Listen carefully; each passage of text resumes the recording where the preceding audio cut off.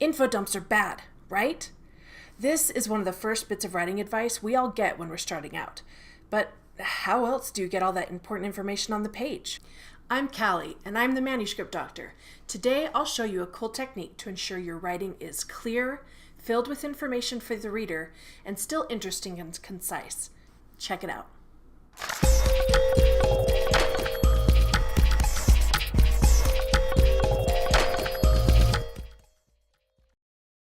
One of our biggest goals as a writer is to make sure writing is always doing more than one thing at a time.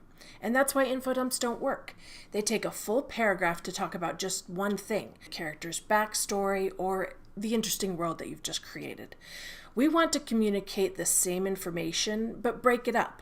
And a great way to do that is to use color coding. Let's first look at the different elements that make up a scene. Character, exposition, setting, action, and dialogue. So our goal is to get all of our paragraphs to have at least 2 or more colors at a time.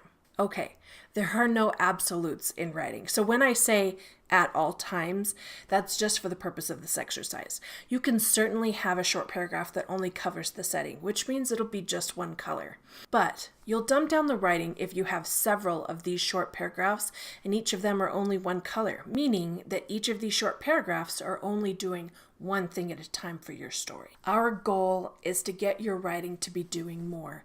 So that means paragraphs that are combined and doing more than one thing.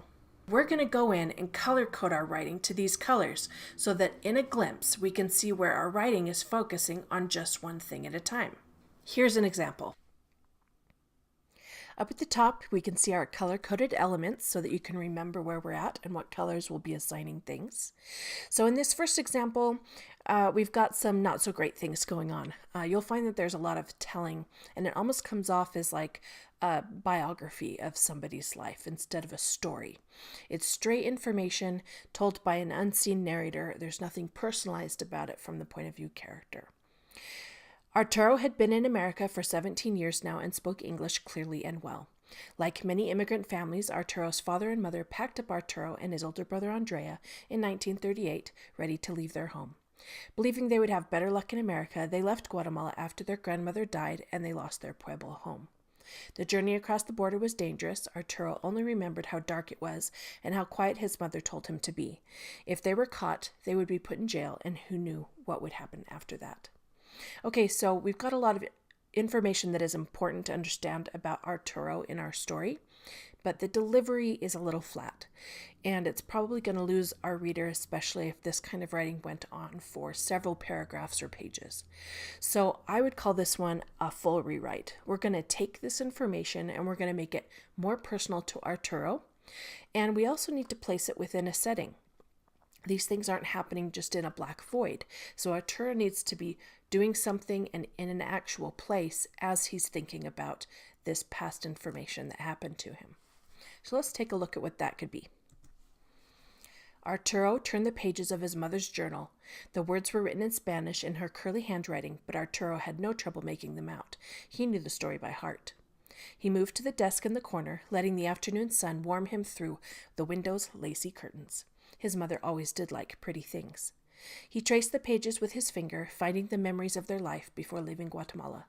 His memories of that time were gray and hazy, even though he'd almost been 14 when they crossed the border that dark night. He only remembered his mother warning him and his brother Andrea of the danger they would be in if they made noise. Jail, separation, guns, and soldiers. Even after 17 years, he clearly remembered the fear. Okay, so this is the paragraphs we're going to go ahead and color code to take a look at how we've done, because our first example was all white for a reason. There weren't any other colors happening. In this one, let's start with action. You can see the beginning part of every paragraph is actually a little bit of action. He turned the page of his mother's journal. He moved to the desk in the corner. He traced the pages with his finger. These actions are very small, so that tells me that the purpose of this scene is to give lots of information, to be a thinking type of scene, which is fine. But even in those kinds of scenes, we still need a little bit of action to ground what's happening in the story and to feel like there's a forward moving thing that's going on. Okay, let's look at the next element, setting.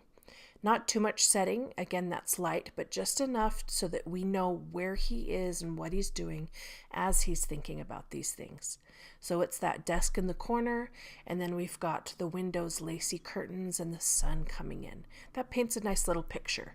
Just enough information so that we can visualize where he is. Then character, these are the things that have become personalized to him. So let's look at exposition at the same time.